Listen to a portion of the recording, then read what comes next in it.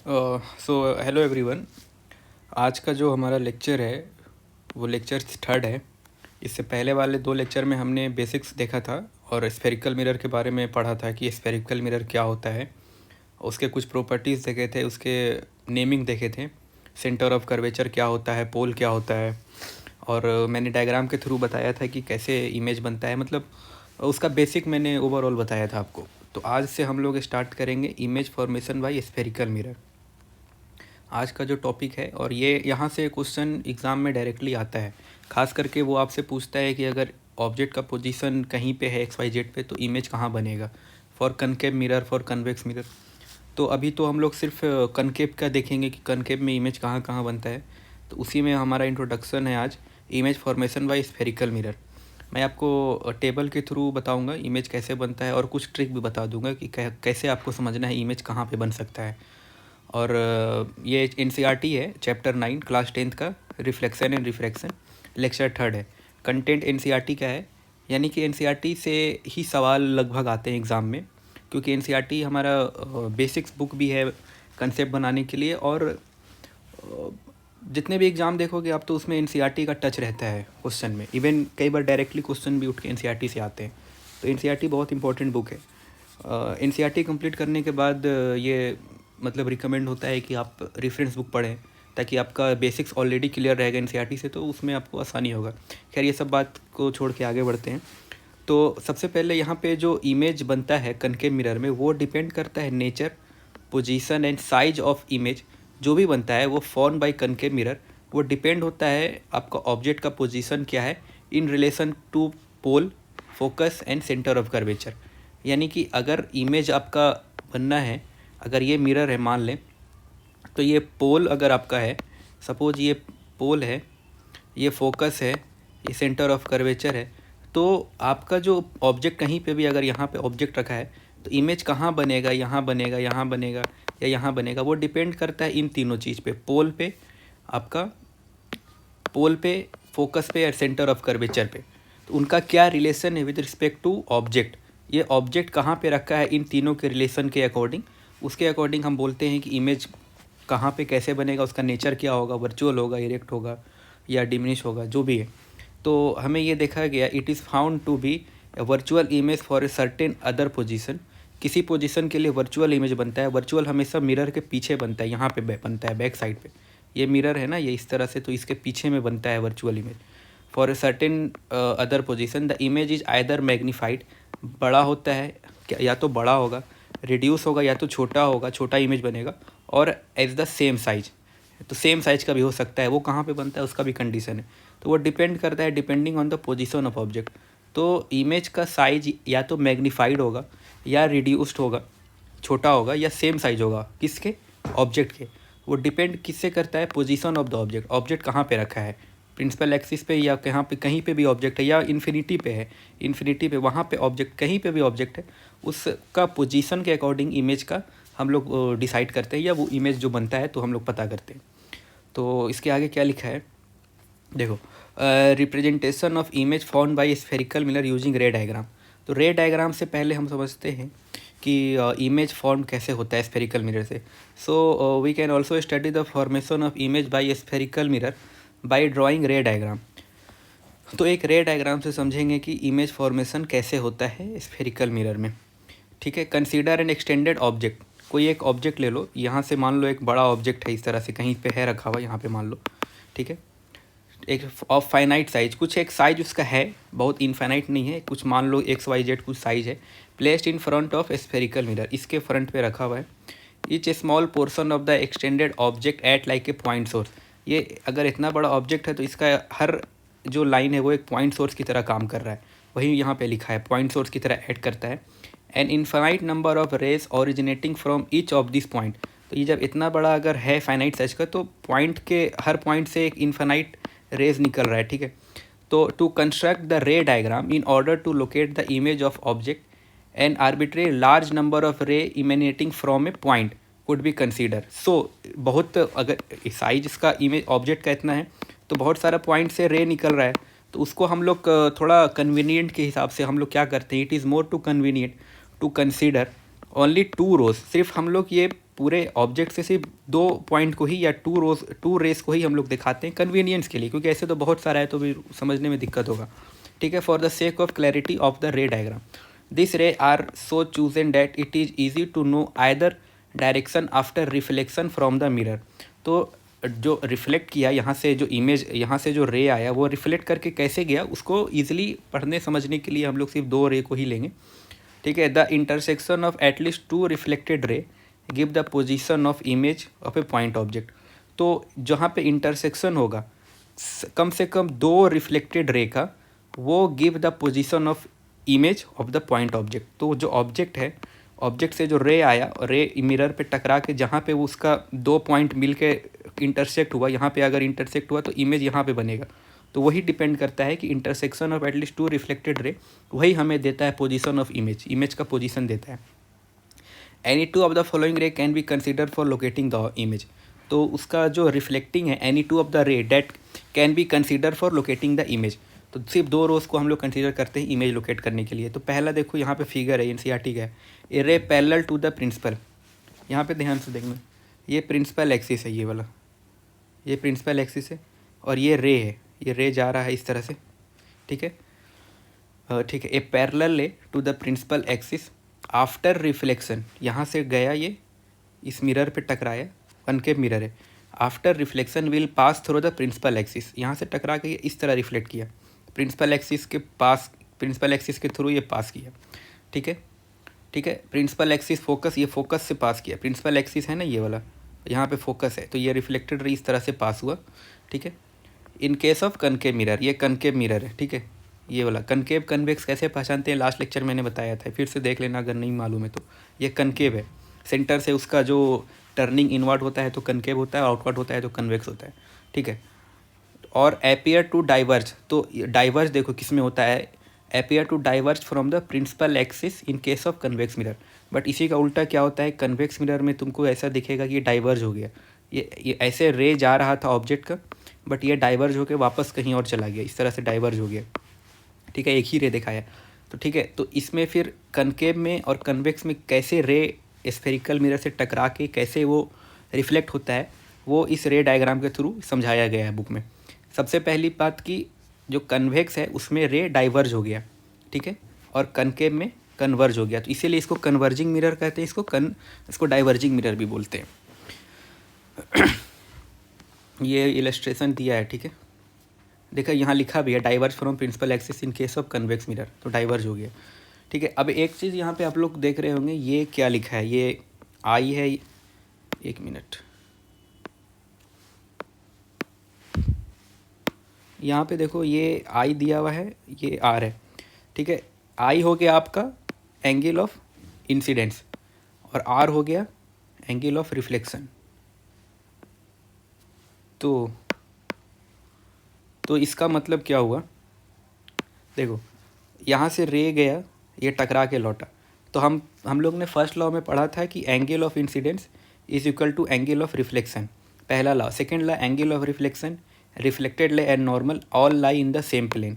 तो यही ये प्लेन है कि ये प्लेन है, इसी प्लेन पे इंसिडेंट्स रिफ्लेक्टेड एंड नॉर्मल एक ही प्लेन में लाई कर रहा है। तो नॉर्मल बीट से डाइसेक्ट कर रहा है, तो क्योंकि एंगल इक्वल होना है ना, angle I is equal to angle R, जब ये एंगल इक्वल होगा तो दोनों को बराबर मिलना चाहिए। तो नॉर्मल हम लोग यहाँ से बनाते हैं, आधा ये इंसिडेंट से आधा ये रिफ्लेक्टेड है, तब ना angle I is equal to angle R होगा, तो वही नॉर्मल का पोजीशन बनाया गया है। रे डायग्राम बनाना कैसे वो भी मैं बता रहा हूँ, अदरवाइज़ ये सही कॉम्पिटेटिव एग्जाम में तो नहीं आएगा, जनरल कंपटीशन में। जनरल कंपटीशन में इस लेक्चर से बस एक ही चीज़ आएगा, वो है आपका पोजीशन ऑफ इमेज कनकेव में और कन्वेक्स में, और उसका इमेज कहाँ बनता है, सॉरी पोजीशन ऑफ ऑब्जेक्ट कहाँ पे है मिरर के सामने कनकेव में और कन्वेक्स में, और उसका इमेज कहाँ बनता है, कैसा बनता है, मैच द कॉलम में करके आता है, बहुत सारे एग्जाम में PIQ आया है, ठीक है। तो ये रे डायग्राम का एक बेसिक मैंने बता दिया, क्योंकि बेसिक बिल्कुल जीरो से शुरू करके बढ़ेंगे तो आपको आगे का जो मतलब कंसेप्ट है, जो टिपिकल जो हार्ड कंसेप्ट होता है वो फिर आपको समझ आएगा, ठीक है। हम लोग वो देख लिए, ठीक है। ये अब देखो इसमें क्या है, ए ray passing through principal focus, यहाँ पे देखो क्या लिखा है, हाँ देखो, a ray passing through the principal focus, एक रे आ रहा है, यहाँ से आ रहा है, सॉरी यहाँ से आ रहा है, ये प्रिंसिपल फोकस से पास किया, देखो यहाँ से पास किया ना, ये रे ऐसे जा रहा है, यहाँ से प्रिंसिपल फोकस से पास किया ऑफ ए कनकेव मिरर, ये कनकेव मिरर है ये वाला कनकेव मिरर, और ray which is directed toward the principal focus of a concave mirror, ठीक है। आफ्टर रिफ्लेक्शन, यही इसी के बारे में बात हो रही है, after reflection will emerge parallel to the principal axis. तो आफ्टर रिफ्लेक्शन ये रिफ्लेक्ट करके ये प्रिंसिपल एक्सिस के पैरेलल जा रहा है, ये रिफ्लेक्टेड रे, ये हुआ प्रिंसिपल एक्सिस, तो इसके पैरेलल जा रहा है, यही बोला गया है 9.4 फिगर 1 में, ठीक है। ये आपका इसमें भी यही है, ठीक है। यहाँ से रे आ रहा है, ये देखो ये रे आ रहा है यहाँ पे, और उसके बाद रिफ्लेक्ट करके कन्वेक्स में ये प्रिंसिपल एक्सिस से पैरेलल डाइवर्ट हो रहा है, यानी वापस जा रहा है, रिफ्लेक्ट हो रहा है, ठीक है। फिर आ जाओ थर्ड में, a ray passing through the centre of curvature, ये देखो सेंटर ऑफ कर्वेचर है यहाँ पे, centre of curvature of a concave mirror और directed in the direction of centre of curvature of a concave mirror after reflection, reflection के बाद वो उसी पाथ को रिट्रेस करता है। ऐसा क्यों करता है? क्योंकि सेंटर ऑफ कर्वेचर जो है ना, एक स्फीयर का मिडिल पार्ट होता है ऐसा, ठीक है। तो रे यहाँ से बिल्कुल 90 डिग्री पे टकराता है, 90 डिग्री पे या कुछ भी टकराएगा तो वो वापस उसी पास को रिट्रेस करता है। जैसे ये मान लो एक वॉल है, इस तरह से मैं बताता हूँ, जैसे मान लो ये वॉल है, ठीक है, 90 डिग्री का, यहाँ से आप बॉल फेंकें वॉल पे, डायरेक्ट सीधा 90 डिग्री पे फेंकें, ठीक है। 90 डिग्री पे जब ये बॉल इस तरह से जाएगा तो वो बॉल बिल्कुल सेम पाथ रिट्रेस करेगा वापस आने के लिए। तो इसलिए सेंटर ऑफ कर्वेचर हम लोग मिरर का, स्फेरिकल मिरर का वही पार्ट है, बिल्कुल 90 डिग्री वाला। इसलिए सेंटर ऑफ कर्वेचर से जो भी रे जाता है ऑब्जेक्ट का, उसका रिफ्लेक्शन या उसका मतलब जो पाथ है रे का, रिफ्लेक्टेड पाथ, वो बिल्कुल उसी पाथ को रिट्रेस करता है सेंटर ऑफ कर्वेचर का, यहाँ पे वही बोला गया, ठीक है। After reflection is reflected back along the same path, बिल्कुल सेम पाथ पे रिफ्लेक्ट किया, क्योंकि वो सेंटर ऑफ कर्वेचर जो है ना, ये स्फेरिकल मिरर का बीच का पार्ट है, वो 90 डिग्री पे वो इंटरसेक्ट करता है। ये 9.5 का ए है। एंड बी में द लाइट, यहाँ पे देखो यही है, ये कन्वेक्स का है, ये पोल है, फोकस है, सेंटर ऑफ कर्वेचर है, यहाँ से रे गया ऐसे और रिफ्लेक्ट ऐसे किया, ठीक है, ऐसे रे ऐसे गया और रिफ्लेक्ट ऐसे किया, ठीक है। द लाइट रे come back along the same path because the incident ray fall on the mirror along the normal, normal मतलब 90 डिग्री, ठीक है। एंगल की बात कहीं होती है तो नॉर्मल का मतलब 90 डिग्री होता है टू द रिफ्लेक्टिंग सरफेस, ठीक है। यहाँ तक क्लियर है। अब ये क्या है 4 में देखो 9.6 में, a ray incident obliquely, obliquely मतलब ऐसे अगर सरफेस है तो ये थोड़ा सा टेढ़ा ऐसे जा रहा है, टेढ़ा रिफ्लेक्ट कर रहा है, यानी टेढ़ा उस पर वो कोइंसाइड कर रहा है, टकरा रहा है, ठीक है। Obliquely to the principal axis, principal axis से देखो ये थोड़ा ऐसे टेढ़ा आ रहा है, फिर ये प्रिंसिपल एक्सिस है ये वाला, यहाँ पे ऐसे जाके वो मिल रहा है टुवर्ड द पोल, ये पोल पे जाके टकरा रहा है of the mirror of a concave mirror और कन्वेक्स मिरर, या कन्वेक्स में देखो यहाँ भी ये पोल है, यहाँ भी पोल है, ये रे आ रहा है ऑब्लिकली, ठीक है। The incident and the reflected ray follow the law of reflection at the point incidence, तो वो लॉ ऑफ रिफ्लेक्शन वही है, angle of incidence is equal to angle of R. तो यहाँ से जब रे ऐसे गया पोल पे तो वो इस तरह से वापस आया with the following the law of reflection, that is angle I is equal to angle R, ठीक है, वही यहाँ पे बोला गया है। तो ये कुछ बेसिक सा रे डायग्राम है, ठीक है। और इसमें क्या बोला गया है, law at the point of incidence, point P पे ये angle of law of reflection को फॉलो करता है, making equal angle with the perpendicular axis और of the principal axis, sorry, तो प्रिंसिपल एक्सिस से इक्वल एंगल बना रहा है आई और आर का, ठीक है। अब आ जाओ image formation by concave mirror, जहाँ पे क्वेश्चन एग्जाम में जहाँ से आता है, तो ये देखो ये सब कनकेव मिरर है, ABCD ऐसा करके दिया है, ठीक है। अब इसमें डिफरेंट पोजीशन पे ऑब्जेक्ट रखा गया है और उस पोजीशन के अकॉर्डिंग, ऑब्जेक्ट के पोजीशन के अकॉर्डिंग इमेज कहाँ पे बन रहा है, उसका नेचर कैसा है इमेज का, यानी रियल है, इन्वर्टेड है, वर्चुअल है, डिमिनिश है, ठीक है, इनलार्ज है, या वो बनेगा ही नहीं इमेज, बहुत इन्फिनिटी पे बनेगा, वो सब डिपेंड करता है। वो कैसे होगा वो देखो, पहले देखो illustrate the ray diagram for the formation of image bye concave mirror for various position of object, object का पोजीशन पे डिपेंड करता है। पहला केस ले लो, ये इन्फिनिटी है, एट इन्फिनिटी, ऑब्जेक्ट जब इन्फिनिटी पे रहेगा तो इस तरह से दो रे जा रहा है, जैसे ऊपर में मैंने बताया था ना, कन्वीनियंट के लिए पॉइंट ऑब्जेक्ट है, बहुत सारा रे निकलेगा इसमें से, तो बहुत सारा रे को मतलब समझने में दिक्कत होगा, इसीलिए बस एक ऑब्जेक्ट में 2 पॉइंट को हम लोग लेके समझ रहे हैं, 2 पॉइंट से रे निकल रहा है। तो यहाँ पे देखो हाँ यहाँ पे, हाँ देखो तो ब्राइटनेस कम हो गया था। देखो यहाँ पे ऑब्जेक्ट इन्फिनिटी पे है, रे जा रहा है इस तरह से, प्रिंसिपल एक्सिस से भी एक गया है। तो यहाँ पे कर्वेचर पे एम एन पे रे टकराता है, फिर वो जो है रिफ्लेक्ट होता है, और ये नीचे वाला जो रे जा रहा है वो भी टकराता है कर्वेचर एन पे और रिफ्लेक्ट होता है, और ये फोकस पे इमेज बनाता है। तो यहाँ पे देखो पोजीशन 1 में ऑब्जेक्ट का पोजीशन इन्फिनिटी है ये वाला, तो पोजीशन ऑफ इमेज कहाँ पे है, फोकस पे है, फोकस पे है, ठीक है, फोकस पे बनेगा। याद रखना जब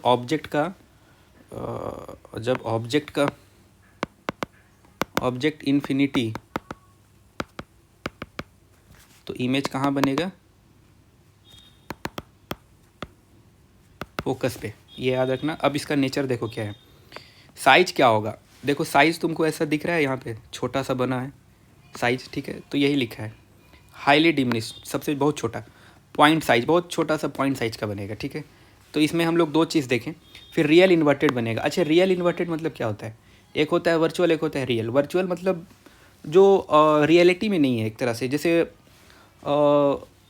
आप अपने आप को शीशे में देखते हैं तो इमेज बनता है, बट वो तो वर्चुअल इमेज है ना, शीशे में देख रहे हैं, मतलब बड़े से आईना में देख रहे हैं, वो तो आप उससे आप मतलब हाथ नहीं मिला सकते हैं, तो वो वर्चुअल हुआ। और रियल हुआ जो मिरर के सामने बनता है, जो भी इमेज मिरर के सामने बनेगा वो रियल होगा, और जो मिरर के पीछे बनेगा वो वर्चुअल होगा। तो वही वर्चुअल और रियल का मतलब है। इन्वर्टेड मतलब नीचे में, प्रिंसिपल एक्सिस ऐसे है तो नीचे में इन्वर्टेड होता है, ऊपर में वर्चुअल, ऊपर में जनरली ऊपर में बनता है, तो वही बोला गया, ठीक है। तो यही है यहाँ पे, जब ऑब्जेक्ट इन्फिनिटी पे होगा, ऑब्जेक्ट इन्फिनिटी पे कनकेव के, तो इमेज फोकस पे बनेगा, हाईली डिमिनिश्ड होगा, हाईली डिमिनिश्ड होगा, पॉइंट साइज का होगा, रियल इन्वर्टेड होगा।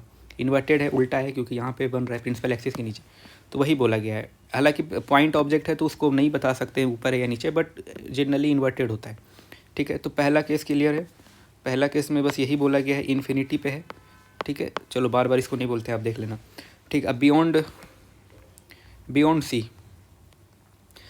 सी मतलब सी से पीछे, ये सेंटर ऑफ कर्वेचर है, इसके पीछे। अब इमेज ऑब्जेक्ट थोड़ा सा इन्फिनिटी से थोड़ा सा आगे घसक के आ गया है, और सेंटर ऑफ कर्वेचर और प्रिंसिपल एक्सिस पे आ गया है इमेज, ऑब्जेक्ट यहाँ पे है, सेंटर ऑफ कर्वेचर के पीछे है, इसीलिए यहाँ पे बियॉन्ड सी बोला गया है। यहाँ से रे गया, एक रे ऐसे गया, यहाँ से रे टकरा के यहाँ पे आया, और ये टकरा के यहाँ पे आया, और यहाँ से रे फिर रिफ्लेक्ट किया, ठीक है। थोड़ा सा डायग्राम एक बार आप खुद से भी देखना पाउस करके। तो इमेज कहाँ पे बन रहा है, इमेज बन रहा है सेंटर ऑफ कर्वेचर और फोकस के बीच में, ठीक है। आप एक चीज़ ध्यान देना, इन्फिनिटी पे था तो फोकस पे बना, इन्फिनिटी से थोड़ा आगे ऑब्जेक्ट आया यहाँ पे, तो इमेज का पोजीशन भी एफ से थोड़ा पीछे गया। देखो एफ यहाँ पे था, थोड़ा सा पीछे गया, ठीक है। यहाँ पे इंटरसेक्ट करके इमेज बना रहा है ए डैश बी डैश। ये भी हालांकि इन्वर्टेड है, रियल है, नीचे बना है तो इन्वर्टेड है, रियल है, मिरर के आगे है तो रियल है, और इसका भी साइज छोटा है, डिमिनिश है, छोटा है, डिमिनिश या स्मॉल जो भी बोलो, ठीक है। तो बियॉन्ड सी पे जब पोजीशन ऑफ ऑब्जेक्ट रहेगा, तो इमेज का जो पोजीशन होगा वो फोकस और सेंटर ऑफ कर्वेचर के बीच में होगा, डिमिनिश होगा, रियल इन्वर्टेड होगा, ठीक है। थर्ड नंबर एट सी, मैंने आपको बताया था centre of curvature spherical mirror का सेंटर होता है जहाँ से 90 डिग्री पे रे टकराती है। 90 डिग्री पे टकराने का मतलब क्या हुआ, आपको मैंने बताया था 90 डिग्री पर टकराने का मतलब वो रीबाउंड करती है सेम पाथ पे, यानी कि रे इधर से 90 डिग्री पे टकराएगी तो उसी पाथ को रिट्रेस करेगी because of the perpendicular interaction. तो सेंटर ऑफ कर्वेचर पे अगर पोजीशन है तो इमेज भी सेंटर ऑफ कर्वेचर पे बनेगा, सेम साइज का बनेगा, ये भी ध्यान रखना, सेम साइज का, क्योंकि सेंटर ऑफ कर्वेचर वो पास रिट्रेस कर रहा है, और लेकिन रियल इन्वर्टेड बनेगा। अब इसका डायग्राम देखो कैसे दिया है, यहाँ पे देखो इमेज पोजीशन ऑफ ऑब्जेक्ट थोड़ा और आगे गया प्रिंसिपल एक्सिस पे, यहाँ पे बियॉन्ड सी था, अब वो सी पे पहुँच गया है। यहाँ पे देखो सी पे पोजीशन है ऑब्जेक्ट का, ये ऐसे रह गया, एक रे ऐसे गया, दोनों टकरा के यहाँ पे इमेज बना रहा है, ठीक है। ये सेंटर ऑफ कर्वेचर पे, ये नीचे में इमेज बन रही है, ऑब्जेक्ट है ऊपर में, ये नीचे इमेज है, तो सेम साइज का बनेगा, वही यहाँ पे बोला गया है, सेंटर पे है, ठीक है, सेम साइज होगा, रियल इन्वर्टेड होगा, ठीक है। एक मैं पैटर्न बताऊंगा लास्ट में, इसमें पैटर्न आप लोगों को क्या देखना है। फिर आ जाओ सेंटर ऑफ कर्वेचर से ऑब्जेक्ट थोड़ा और आगे जाएगा, आगे जाके कहाँ जाएगा, अब देखो यहाँ पे गया ए बी पे, सेंटर ऑफ कर्वेचर, अब ऑब्जेक्ट यहाँ पे आ गया, ए बी आपको दिख रहा है ये वाला ए बी, ठीक है। अब यहाँ से रे टकराया, ठीक है, एक रे ऐसे गया, रिफ्लेक्ट हुआ, रिफ्लेक्ट होकर इसी पाथ पे आया, यहाँ पे मिला, एक रे यहाँ पे मिला, यहाँ पे इमेज बना। ये इमेज कहाँ बन रहा है? Beyond C. इमेज देखो बियॉन्ड सी, सी यहाँ पे सी के पीछे बन रहा है, बियॉन्ड सी, ठीक है, इनलार्ज बन रहा है। यहाँ पे इमेज थोड़ा इनलार्ज बन रहा है। ये ऑब्जेक्ट है, ये इमेज है। ऑब्जेक्ट देखो थोड़ा छोटा है, इमेज का साइज़ बड़ा है, तो इनलार्ज बन रहा है। बट वही रियल इन्वर्टेड, क्योंकि मिरर के सामने है, प्रिंसिपल एक्सिस के नीचे है, तो इन्वर्टेड हुआ, उल्टा हुआ। ठीक है, अब आ जाओ, ये पॉइंट भी क्लियर हो गया। अब आ जाओ फोर्थ, एट फोकस। फोकस पे रखो इमेज को, सॉरी ऑब्जेक्ट को। देखो ऑब्जेक्ट को थोड़ा थोड़ा करके मिरर के पास ले जा रहे हैं, पोल तक ले जा रहे हैं। पोल तक तो ऐसे नहीं ले जाएंगे। तो पहले तो इन्फिनिटी पे था, फिर बियॉन्ड सी पे आया, फिर सी पे लाए, फिर सी से थोड़ा आगे लाए, सेंटर ऑफ कर्वेचर और फोकस के बीच पे। अब उसको फोकस पे ले आए, यहाँ पे जब लाएँ तो इमेज भी खिसकेगा पीछे। इमेज बहुत ज़्यादा इन्फिनिटी पे बहुत पीछे चला जाएगा। पहले तो यहाँ पे बन रहा था बियॉन्ड सी, अब इमेज क्योंकि फोकस पे ऑब्जेक्ट है तो इमेज इन्फिनिटी पे बनेगा। शायद ये वाला कंसेप्ट का ही यूज एप्लीकेशन होता है आपको टेलीस्कोप माइक्रोस्कोप में, तो वो बताऊँगा बाद में। तो देखो यहाँ पे फोकस पे ऑब्जेक्ट है, इसका इमेज इन्फिनिटी पे बन रहा है। तो इन्फिनिटी पे बनने का देखो यहाँ पे क्या लिखा है, at infinity position of image जो इन्फिनिटी पे है, ठीक है। और इसमें क्या बोला गया, image would not be form. Image नहीं बनेगा क्योंकि बहुत इन्फिनिटी पे बहुत दूर बनेगा वो, मतलब उसका कोई लॉजिक नहीं है फिर। तो वही यहाँ पे बोला गया है, ठीक है। फोकस का ये कंडीशन है। फोकस का भी याद रखना, वैसे तो बहुत ईजी है याद रखना। अभी एक से दो बार देखोगे तो याद हो जाएगा। फिर बिटवीन पोल एंड फोकस, ये देखो ये पोल है, ये फोकस है। इमेज ऑब्जेक्ट को और घसका दिए, पहले फोकस पे था, फोकस से और आगे ले गए, पोल एंड फोकस के बीच में ऑब्जेक्ट को ले गए। तब यहाँ पे सिर्फ एक्सेप्शन है, पॉइंट एफ में, फिगर एफ में एक्सेप्शन है। यहाँ पे इमेज बनेगा वो मिरर के पीछे बनेगा, ठीक है। और वो वर्चुअल होगा क्योंकि मिरर के पीछे बन रहा है। वर्चुअल होगा, इरेक्ट होगा, सीधा होगा। इरेक्ट सीधा ऊपर बनता है, इन्वर्टेड नीचे बनता है प्रिंसिपल एक्सिस के, याद रखना। देखो वर्चुअल एंड इरेक्ट बना, बस एक एक्सेप्शन केस है, इनलार्ज बनेगा, बड़ा बनेगा। ऑब्जेक्ट से बड़ा है इमेज का साइज, इनलार्ज होगा। बिहाइंड द मिरर, मिरर के पीछे है। तो यहाँ से एक लॉजिक और एक पैटर्न आप लोग को समझ में आ रहा होगा। पैटर्न बस सिंपल सा है, हम ऑब्जेक्ट को पहले इन्फिनिटी पे रखते हैं और धीरे धीरे मिरर के करीब ले जाते हैं, पोल तक तो नहीं बट धीरे धीरे मिरर के करीब ले जाते हैं। तो इमेज भी उसी के अकॉर्डिंग शिफ्ट होता है।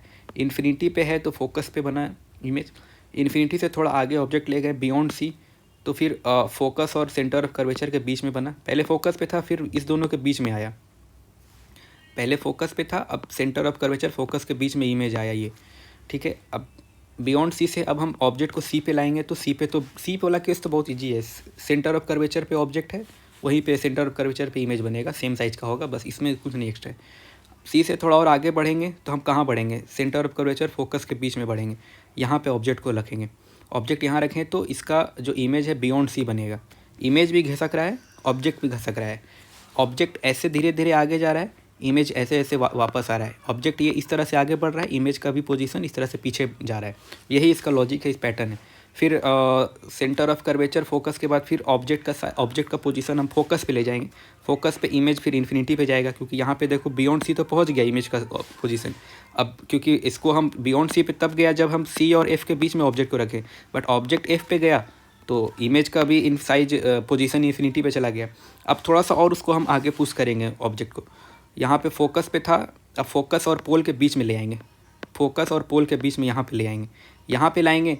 जैसे ही फोकस और पोल के बीच में ऑब्जेक्ट को रखेंगे तो उसका जो है पोजीशन वर्चुअल हो जाएगा, यानी कि मिरर के पीछे बनेगा, इरेक्ट हो जाएगा।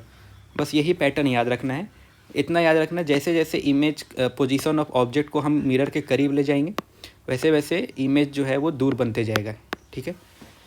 क्वेश्चन यही आता है एग्ज़ाम में, आपको दे देगा ऑप्शन में। जैसे आपका यहाँ पे कॉलम मैच द कॉलम में दे देगा, यहाँ पे 1 दे देगा, यहाँ पे ऐसे दे देगा, वो लिख देगा कि match the correct object and image position with respect to concave mirror. यहाँ पे दे देगा पहला नंबर पे आपको मान लो position of object at C, तो यहाँ पे कुछ भी दे देगा, at focus, at centre of curvature, beyond C में,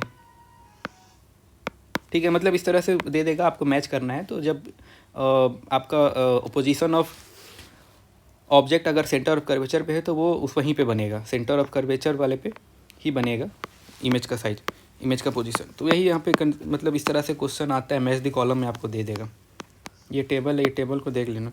अब इसका यूज क्या है, कनकेव मिरर का यूज़ क्या है? तो कनकेव मिरर कॉमनली यूज होता है टॉर्चेज़ में, सर्च लाइट में, ठीक है। ये एनसीईआरटी में दिया है, तो इसको याद कर लेना, एनसीईआरटी से क्वेश्चन फ्रेम होता है।